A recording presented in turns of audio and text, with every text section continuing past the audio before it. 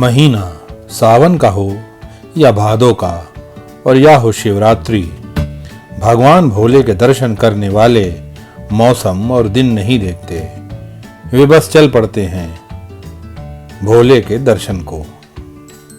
इसी क्रम में हम भी चल पड़े महादेव के दर्शन को, बाराबंकी के महादेवा।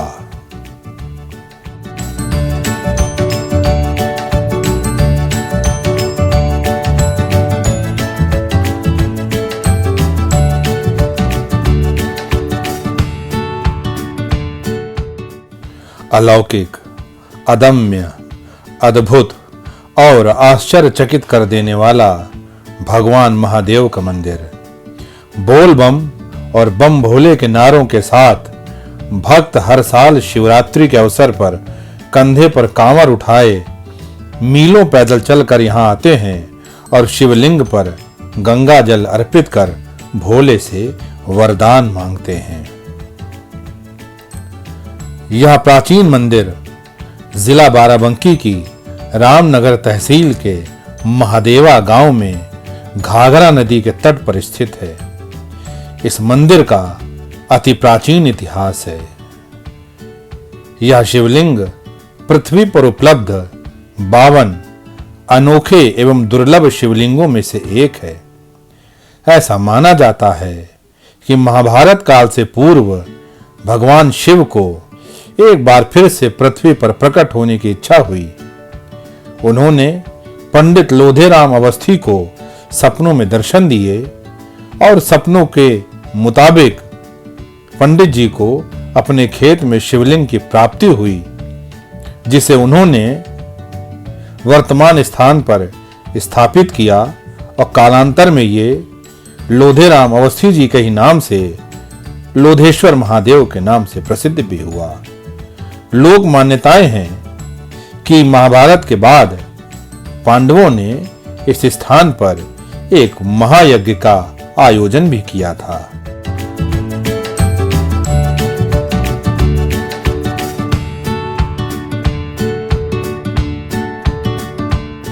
अब चलते हैं यहां से 12 किलोमीटर दूर किंतूर गांव में, जहां स्थित है कुंतेश्वर महादेव मंदिर।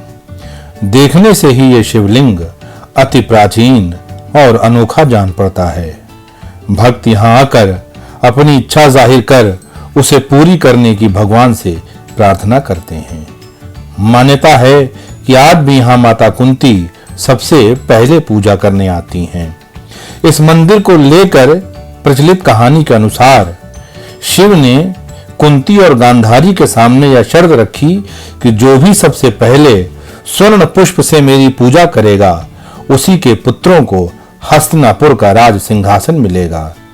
यह शर्त सुनकर दुर्योधन ने तो तुरंत स्वर्णकारों को स्वर्ण पुष्प बनाने की आज्ञा दे दी, लेकिन राज्य विहीन कुंती ऐसा न कर पाई। तब उन्होंने ये बात अर्जुन को बताई और अर्जुन ने कृष्ण को। कृष्ण के कहने पर अर्जुन ने कुंती के लिए कुबेर के यहां से पारिजात के वृक्ष की एक डाल लाकर यहां रोप दी और उसके स्वर्ण पुष्प कुंती को दिए। पारिजात के स्वर्ण पुष्पों से माता कुंती ने रोज की तरह सबसे पहले सुबह सुबह ही शिवार्चन किया और पांडवों की जीत का रास्ता प्रशस्त किया। तभी से कुंतेश्वर धाम और देव वृक्ष पारिजात दोनों अपने अस्तित्व को बनाए हुए हैं।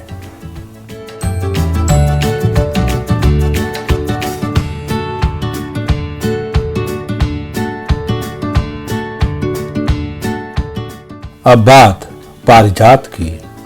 पारिजात को लेकर एक बात तो कुंती वाली प्रसिद्ध है, जबकि दूसरी बात यह प्रचलित है कि भगवान कृष्ण अपनी रानी सत्यभामा के लिए इस वृक्ष को लाए थे।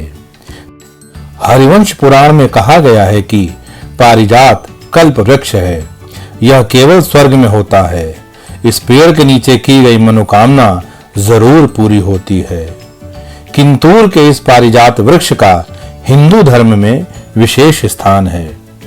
वनस्पति विज्ञान में पारिजात को एडानसोनिया डिजिटाटा के नाम से जाना जाता है तथा इसे एक विशेष श्रेणी में रखा गया है क्योंकि यह अपने फल तथा अपने बीज का उत्पादन नहीं करता है और न ही इसकी शाखा से एक दूसरा पारिजात वृक्ष पुनः उत्पन्न किया जा सकता है।